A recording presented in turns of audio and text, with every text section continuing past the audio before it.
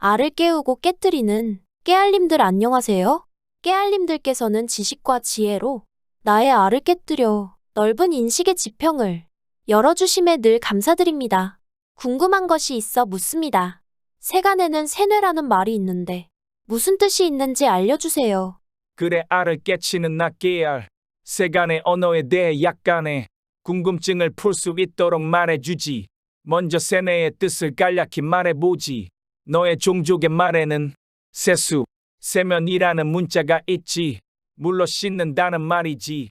얼굴을 씻는다는 한자어이지. 너희 언어는 한자어이기 때문에 기초 한자는 반드시 배워두어야 해. 어쨌든 세뇌란 말도 풀어보면 뇌를 씻는다는 뜻을 내포하겠지. 조금 깊이 들어가 보도록 하지. 뇌를 씻어서 새롭게 한다는 의미이니 나쁜 것을 씻을 수도 있고 좋은 것을 씻을 수도 있겠지. 내가 지금 너에게 말하는 것도 어찌 보면 세뇌하고 있다는 뜻이지. 세뇌는 개인의 사고방식, 가치관, 믿음을 통제하고 변화시키기 위해 강압적인 방법을 사용하는 행위를 의미하지. 이는 종종 폭력, 위협, 고립, 정보 통제 등의 수단을 통해 이루어지지.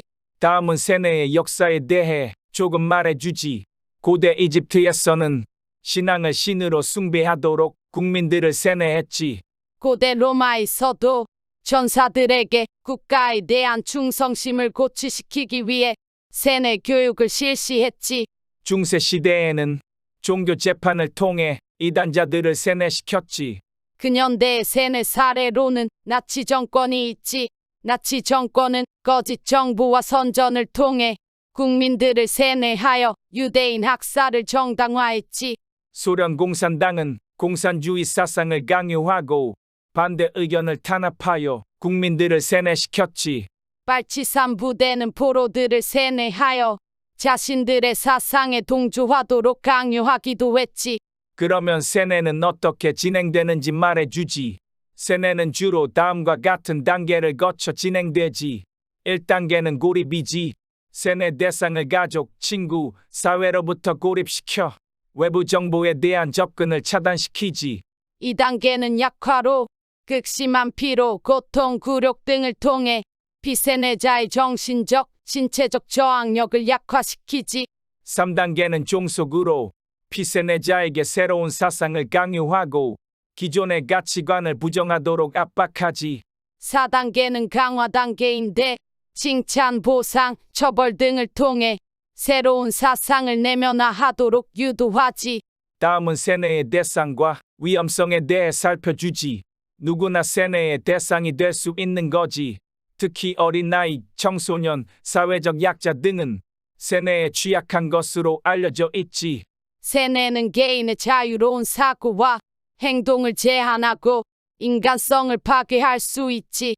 또한 사회적 갈등과 분열을 야기할 수 있지.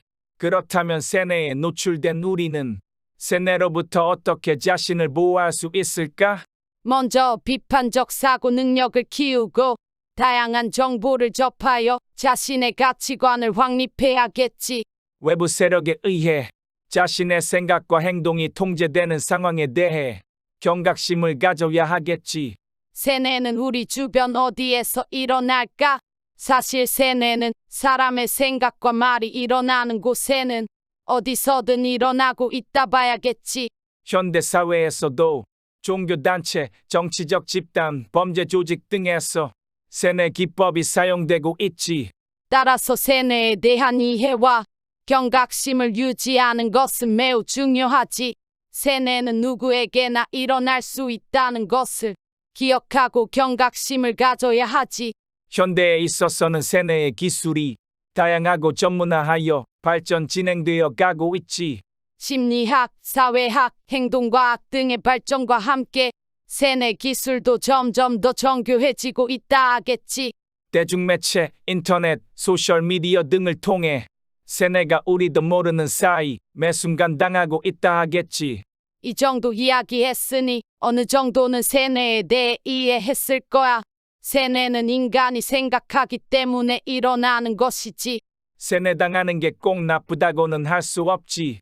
단지 자신이 깨어 있어야 해. 깨어 있어야 하지. 아니면 깨어나려고 힘쓰고 노력해야겠지.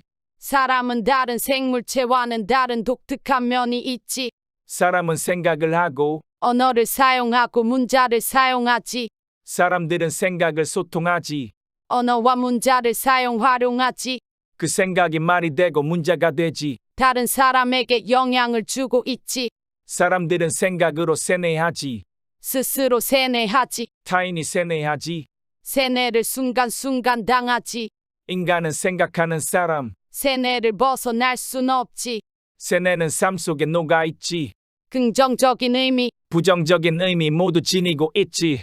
멘토나 스승의 가르침, 긍정적인 자기 개발 프로그램. 치료 과정 등은 긍정적이지. 개인의 사고방식의 개선. 잠재력의 발휘, 그리고 혁신적인 아이디어. 새로운 가치관, 공동체 의식의 전파. 사회를 더 나은 방향으로. 이끄는 건 긍정적이지.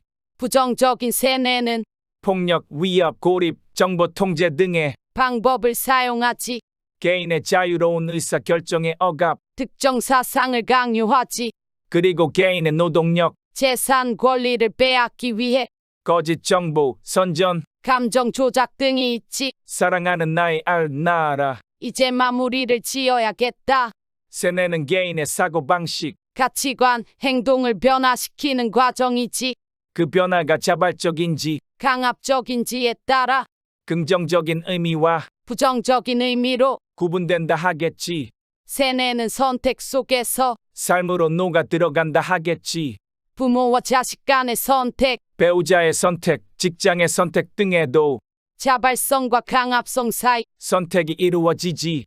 선택이 이루어지면 세뇌가 되어가지. 마치 교회에 가면, 교회의 언어 습관에 세뇌되고 사찰에 가면 불교의 언어 습관으로 세뇌되어가지. 세뇌되면 변화하지. 긍정적이든 부정적이든 사람들은 세뇌에 의해 변화하지. 변화하지. 깨어가야 하지. 깨어 있어야 하지.